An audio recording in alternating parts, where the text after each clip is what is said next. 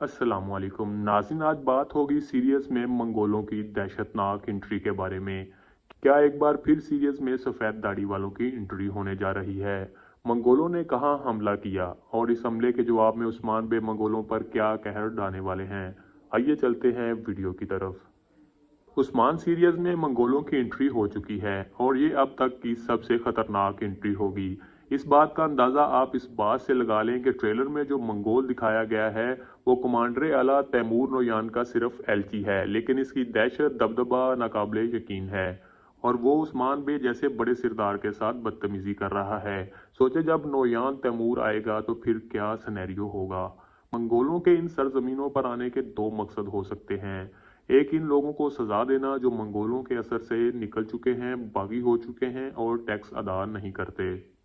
दूसरा, इन इलाकों में फिर से कब्जा करके टैक्स इकट्ठा करना, क्योंकि मंगोल जालिम तो थे ही लेकिन बहुत ताकतवर होने की वजह से हर किसी को अपना गुलाम समझते थे। यही वजह है कि मंगोल इतनी अकड़ और गरूर से कबीले आए हैं और मंगोल कमांडर ने उस्मान बे के टेबल पर पड़े सब नक्शे जमीन पर गिरा दिए। लेकिन इस सब के बावजूद उस्मान बे सब्र का मुजाहरा करेंगे। इसकी दो वजह हो सकती हैं। एक तो मंगोल कमांडर एलची है, दूसरा उस्मान बे रवायत के मुताबिक एलची को कुछ नहीं कहते जब तक एलची कोई गिरी हुई हरकत ना कर दे। लेकिन आप जानते हैं कि जब कई बार एलची हद से गुजर गए थे तो उस्मान बे ने एलची की गर्दन उड़ाकर ऐलान जंग कर दिया था।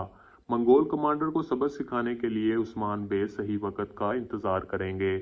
उस्मान बे पहले अपने लोगों और कबीले को सेव करेंगे, फिर मंगोलों के खिलाफ जंग का आगाज कर देंगे। फिलहाल जो मंगोल वैशी बने हुए हैं, इनको जंग में उस्मान बे की ताकत का बाखूबी अंदाजा हो जाएगा। फिर मंगोलों को भागने का वक्त भी नहीं मिलेगा। नाजिन और हान बे जब कबीले आते हैं तो उस्मान बे मौजूद नहीं होते। अब सवाल यह है कि उस्मान बे बिना बताए कहाँ जा सकते हैं।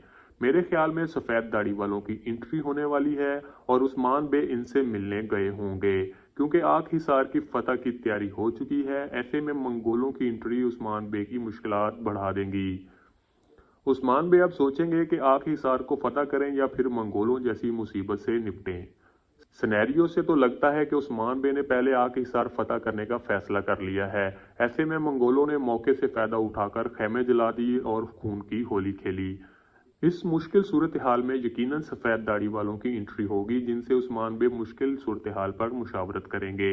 आप सब जानते हैं जब जब अर्तुगरुल गाजी या उस्मान गाजी को मुश्किलात पेश आती थी तो दाढ़ी वाले हाजिर हो जाते थे और दोनों को मुश्किलात से निकालते थे।